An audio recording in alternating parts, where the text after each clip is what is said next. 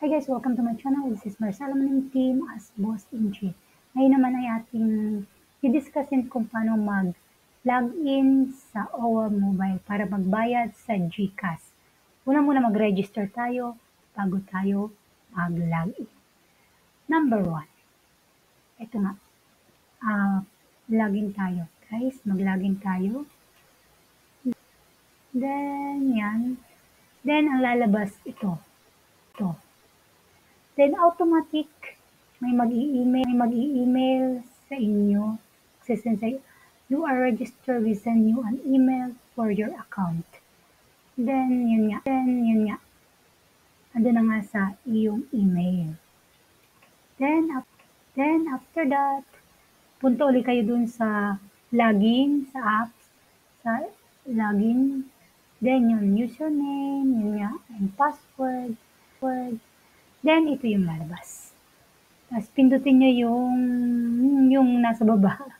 Then after that, yan, active renew membership here. Yan yung lalabas. Then after that, ayan nga, payment history. Yan, makikita nyo yung payment history niya. Yung makikita nyo yung mga dating amo, yung lahat-lahat. At yung mga bago at dati, yan. Makikita nyo dyan sila. Then yun nga. Makikita nyo kung active siya o hindi. Pero kung hindi pa active, pwede nyong i-active. Ito nga yun. Yan. I-accept nyo yan. Dahil magre-register kayo. Yan. Dahil nga matagal na kayong hindi nakakapag-gawa ng OWA. Yan nga. Punta kayo sa Chrome. Then, agree. Then after that, yan nga yung lalabas. Mag-fill out kayo ng form below the subject. Then, lalagyan nyo lagi 24 months yun. Kahit paanong, basta yun lang, wala lang ibang pagpipilan kundi 24 months.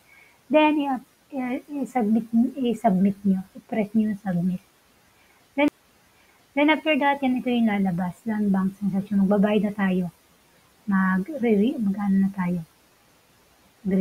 tayo. Yan. Ito nga yun. Yung pagbabayad yun sa GCash payment and GCash Maya. Yun tayo sa cash payment and GCash. Pindutin natin yun. Then after that, yan ang yung lalabas. Medyo mahal nga. Then certify that, yan. Check nyo yan. Then submit. Then after that, yan yung lalabas. Punta kayo sa GCash. Then yan na nga. Ayan. Login for GCash, yung GCash na gagamitin nyo. Yan, pwede rin kayo magpaano pero kung maganda may hawak na kayong GCash nyo, yan. Then after that, yan na nga, lalabas yung OTP. Type nyo dyan. Then yan nga, magbayad na kayo and pay na kayo. Then after that, yan, punta na kayo, mag-login ulit kayo. Punta kayo sa inyong payment history, at makikita nyo na kayo ay bayad na. Then, kung 24 hours yata yun bago nyo makita yung payment history. Hindi agad-agad, yung pagkabayad nyo, hindi nyo agad-agad makikita. Kaya wait lang kayo. Then, yan nga, yung payment method ng 2023 ng mga para sa OWA. Kahit kayo ay nasa ibang bansa, kung may GCash kayo, pwede na kayo magbayad ng direkta na sa inyong GCash.